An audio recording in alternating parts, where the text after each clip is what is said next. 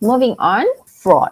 Now, what is fraud? Now, fraud ni this is something that you find not just in contracts, but also you can, this is also a form of a crime, yeah. Committing fraud is also a form of a crime. So it exists, yeah. Fraud ni dia exist di civil cases dan juga di criminal cases, yeah. Okay, so what is fraud in contract? Fraud basically under section 17 is when you make a false statement.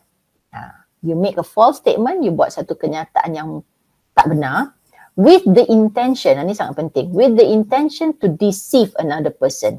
Dia memang niat dia nak menipu. Okay, niat dia nak menipu so that he will enter into a contract. So basically someone makes a false statement to another person. Let's say Ali makes a false statement to Abu. Alright, so he says, okay, Ali says to Abu, okay, saya nak jual tanah saya, okay, you better buy my land ni, pasal apa? Untung sangat tahu, tanah saya ni boleh ni, ada ni lah, ada tu lah, you know. So sedangkan dia tahu semua tu tak ada. Alright, so he basically is making a false statement with the intention to cheat the other person. Alright, to deceive the other person so that the person agrees to enter into a contract. Maybe he says, oh, tanah saya ni memang mark for development, nanti keliling ni semua memang kerajaan negeri dah plan nak buat development dekat kawasan ni, so nanti memang harga ni akan naik tinggi punya, sedangkan tak ada pun such thing.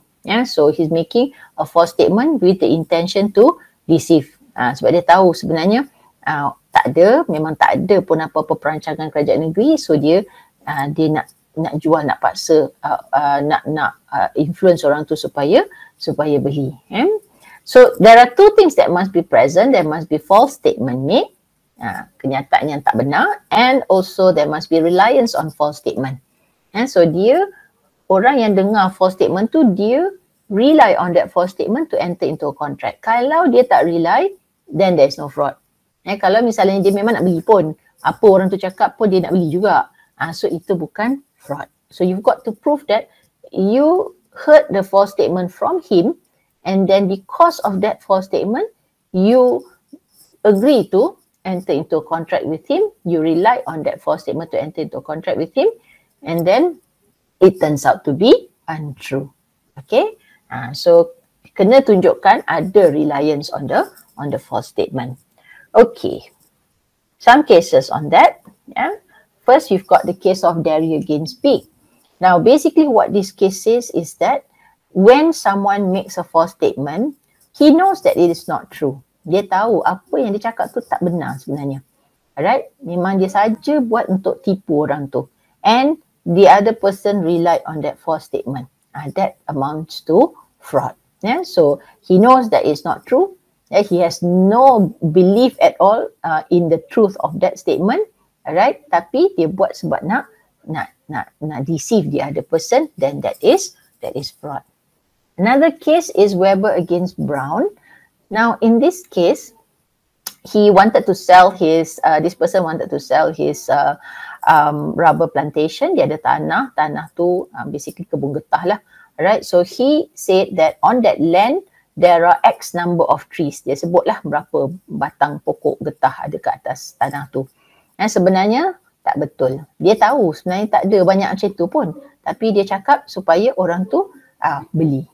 Okay. So that is a form of fraud. Orang tu rely on dia punya statement. Orang tu tak boleh nak pergi ke tanah tu kira satu-satu batang pokok getah tu. So he relied on that false statement and agreed to enter into a contract. And therefore there was fraud. Keng Chui Lian against Wong Tak Tong. Also involving land, whereby the seller told the buyer that there were two transactions. There were two lands that he wanted to sell. So the first land the buyer had already purchased, and then the second land the seller told the buyer it is the same size as the previous land. All right, and there was no way for that person to verify the truth. So he relied on the false statement that was made by the seller. So this is amounting to fraud. And the case of Lechmi Arumugam against Anna Malay. Now, what happened in this case is this woman, she was illiterate. Buta huruf. Dia tak boleh membaca. So she relied on someone else to explain to her what she is signing. And she thought that she is signing a contract for the purposes of obtaining a loan because, well, she's got property and she needed the financial resources. So she thought that she's getting a loan. In fact, what she signed was a contract to transfer, to sell off her property. All right. So this is a form of a fraud. She doesn't know what she is signing. Yeah. So this is a form of a fraud. Yeah. Okay. Now, effect of fraud. Effect of fraud is that the contract is again voidable. Again, Section 19, coercion dengan fraud sama. Effect dia adalah sama, Section 19. Under influence saja bawah Section 20. And Section 65 ni sama juga. Sama ada Section 19 atau Section 20. Effectnya sama because the person who was cheated ataupun the person who on whom fraud was committed can either proceed with the contract or rescind it. Again, if he rescinds it, then whatever benefits that he has obtained, he can return it to the other. He must return it to the other person. Ya. Sebab dalam law, kalau dia kata must, shall, itu adalah benda-benda perkataan-perkataan menunjukkan wajib. Dia kena buat. So, dia tak boleh batalkan. Alright. Tapi nak balik tanah tu ataupun nak balik apa-apa property, rumah ke apa ke, lepas tu duit pun disimpan juga. Tak boleh lah. Kalau orang tu dah committed fraud, betul, you boleh batalkan tapi pulang balik duit dia. Okay. Alright. Now, moving on to, okay, what happens sometimes, what happens if someone does not tell you certain information? Now, does that amount to fraud? When you just keep quiet about something, does it amount to fraud? Yeah. Let's say, for example, Ali wants to sell his car to Abu, all right? And Ali's car has been having a lot of problems with the engine, okay? And Abu didn't know about it, and he was not given the opportunity to check the car, all right? So does that amount to a fraud when he sells the car which has got mechanical problems? Does that amount to a fraud? Now the law says, under explanation to Section 17, it says that silence per se does not amount to fraud. What does it mean? Silence per se means that just keeping quiet does not amount to fraud. If you just keep quiet about it, it does not amount to fraud. Yeah. But when there is a duty to speak up, or if silence is equivalent to speech, then there is fraud kalau orang tu senyap saja. Macam mana tu? Okay, when someone asks a question, katalah misalnya Abu ask Ali a question.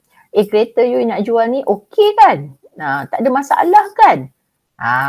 Bila dia tanya dan Ali senyap saja, that is amounting to fraud. Sebab bila dia senyap saja, it is sama ada dia tak bagi tahu jawapan yang betul ataupun it is equivalent to speech. Katalah ayat Abu is, kereta you ni memang tak pernah terlibat dalam aksiden kan? Saya rasa macam tak pernah kan? So dia diam je. Sebenarnya kereta tu pernah aksiden. Alright, so that is equivalent to speech. When he keeps quiet, he is basically agreeing to what Abu has said. That is fraud kalau sebenarnya benda tu tak betul.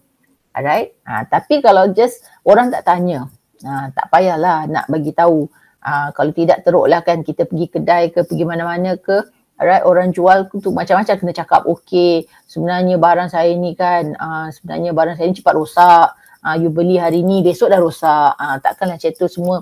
Pergi kedai pun, okay, kalau nak beli ni, sebenarnya ni sayur ni tak fresh, sebenarnya dah seminggu dah simpan dalam peti ais. Takkanlah nak bagi tahu macam tu.